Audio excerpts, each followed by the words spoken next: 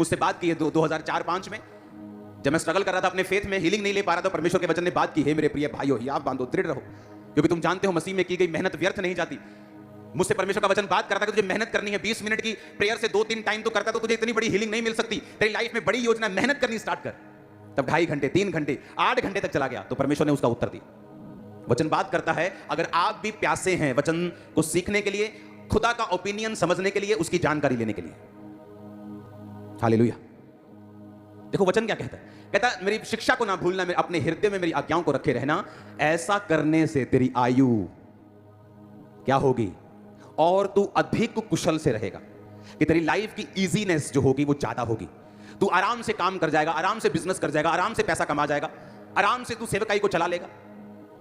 अगर आज हम यहां बैठे हैं तो ये चर्च 100 ब्रांचेस क्रॉस करने वाली है, और आपको लगता है कि बड़ी सिरदर्दी होगी, 100 चर्चेस सिरदर्दी होगी। मैं आपको बता रहा हूं, आज से 4 साल पहले जो अकेली चर्च की ये वाली सिरदर्दी थी, उससे आधी से भी कम है 100 चर्चेस की। रीजन कि हर साल आप ग्रेस में बढ़ते हैं, हर साल आप वचन की नॉलेज में बढ़ते जाते हैं, हर साल परमेश्वर के साथ आपका संबंध और मजबूत होता जाता है, आप और सीखते जाते हैं। जितना आप सीखते जाते हैं उतना आप आनंदित होते जाते हैं, उतना आपको इजीनेस में चलना आ जाता है, उतनी ग्रेस आ जाती है, हर काम आसान होता है, वचन पूरा होता है, तो अधिक कुशल से रहेगा, अधिक कुशल से, ज्यादा आसानी से तो अपनी लाइफ को बिताएगा। जब तुझे वचन सीख जाएगा तो वचन को मानने लगेगा, तो अपने शरीर को इग्नोर करने लगेगा, तो आत्मा की बातों को सीखने लगेगा। तो कितना इंपॉर्टेंट है राइट संगति में जाना और वचनों को एग्जैक्टली सीखना जिस तरह परमेश्वर सिखाना चाहते हैं, कितना जरूरी है। देखो अगर आपकी उम्र पहले से लिखी हुई है कि भाई इसने 70 साल जीना है, तो मेरे को यह बताओ इसको कन्विंस मैं कैसे करूं कि अच्छे कर्म कर, क्योंकि इसने ना तो स्वर्ग देखा है नरक देखा है, तो ये अच्छे कर्म क्यों करे। अगर 70 ही भोगनी है, बुरे करके भी अच्छे करके भी, तो मैं क्यों ना अपनी लाइफ को एंजॉय करूं, जाऊं घूमूं जहां दिल करता है, जो किसी को गाली निकालूं, जो दिल करता है करूं, अफरा तफरी मचाऊं पूरी, मैंने 70 ही जीना है। तो फिर मकसद नहीं रहा। परमेश्वर ने कहा मेरे द्वारा तेरी आयु बढ़ेगी। क्या लिखा भजन संहिता 91 उसकी लास्ट आयत में, मैं तुझे दीर्घ आयु से तृप्त करूंगा और मैं तुझे अपने उद्धार का दर्शन दिखाऊं। हिंदी में थोड़ा सा ट्रांसलेशन सही नहीं है, I will show you my salvation, कि मैं तुझे अपना उद्धार दिखाऊंगा। मतलब परमेश्वर चैलेंज कर रहा है, बोलता है ना जब कोई बंदा बड़ा बैक वाला था, दसूंगा मैं कौन है, तो परमेश्वर चैलेंज कर रहा है, I will show you my salvation. तेरे बच्चे, तेरा फाइनेंस, तेरी मिनिस्ट्री, तेरी सेहत, तेरी लाइफ, सब कुछ मैं तुम्हें दिखाऊंगा, अपना उद्धार, कि मैं जीवित परमेश्वर हूं, मुर्दा नहीं। आई विल शो यू, मैं तुम्हें दिखाऊंगा। जो परम प्रधान के छाए हुए स्थान में बैठा रहेगा वो सर्वशक्तिमान की छाया में ठिकाना पाएगा।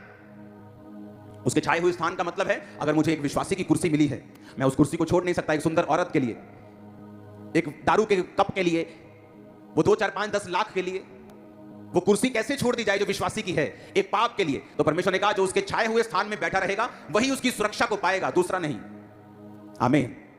हमें मालूम होना चाहिए कि परमेश्वर की थिंकिंग, सोच उसका क्या है, मेरी लाइफ, मेरी उम्र, मेरे बच्चे, मेरी फैमिली, मेरे फाइनेंस के बारे में परमेश्वर क्या कहता है। हालेलुया। तो आपकी उम्र डिसाइडेड नहीं है, आपके परमेश्वर ने आपको चॉइस दी है। आप लंबा जीना चाहते हैं, थोड़ा जीना चाहते हैं, अच्छा जीना चाहते हैं, बुरा जीना चाहते हैं, वो आपकी मर्जी।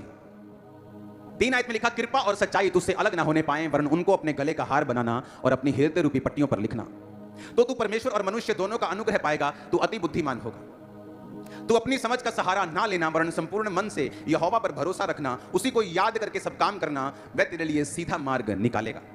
अपनी दृष्टि में बुद्धिमान ना होना, यहोवा का भय मानना, बुराई से अलग रहना, ऐसा करने से तेरा शरीर भला और चंगा और तेरी हड्डियां पुष्ट रहेंगी। अगर आप इब्रानी भाषा में से पढ़ें तो उसमें लिखा, तेरी हड्डियों की ग्रीस कभी खत्म नहीं होगी। तो 70 का भी होगा तो पुष्ट होगा, तेरा शरीर भला और चंगा होगा। क्योंकि आप जैसे 60 में एंटर करेंगे, अब आप बोलने लगेंगे मैं हूं बुढ़ा हो चला, ऑटोमेटिकली मेरे गोटे का जणगे, मेरे मोटे दर्द करेंगे, मैनू साह होली होली आऊगा। क्योंकि ये आपने देखा है कहां पर, उस गिरे हुए संसार के अंदर जो शरीर और शैतान के द्वारा चलता है। जिस दिन आप उस संसार को छोड़ के बाइबल के अंदर घुस जाएंगे और अपने फोटो को देखेंगे, और परमेश्वर कहता है जब तू बूढ़ा भी हो जाएगा तेरी हड्डियां पुष्ट, तेरा शरीर भला और चंगा रहेगा। अब जब एक बूढ़े व्यक्ति को यह वचन मालूम होता है, वो क्या करे, वो इस वचन को क्लेम करे, बाइबल के अनुसार चलना शुरू करे, वो प्रार्थना करनी शुरू करे, वो रोजे रखने शुरू करे, वचन पे चलना शुरू करे, बिब्लिकल स्टैंडर्ड्स को पूरा करना शुरू करे। वो कहता है मैं तेरी जवानी को उकाब के नहीं कर दूंगा। क्योंकि उकाब की लाइफ में भी आता है टाइम जब वो बूढ़ा होने लगता है, उसके बाद परमेश्वर फिर से उसको रिन्यू करता है, उसके पंख चोंच सब नया होता है। हालेलुया। तो मैटर ये करता है कि आप वचन को कितनी अच्छी तरह से समझते हैं और उसको कैसे लेते हैं अपनी लाइफ में।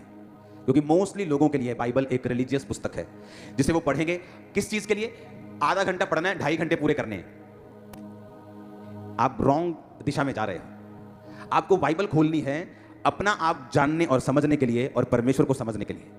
जितना आप परमेश्वर को समझेंगे, आप अपने आप के बारे में समझेंगे कि परमेश्वर ने आपको किस तरह से बनाया है और वो आपको किस तरह का देखना चाहता है। आपका हार्ट जब बनाया गया था तो एक्चुअल में उसे हजारों सालों के लिए फंक्शन करने के लिए बनाया गया था, पता है कि नहीं? आदम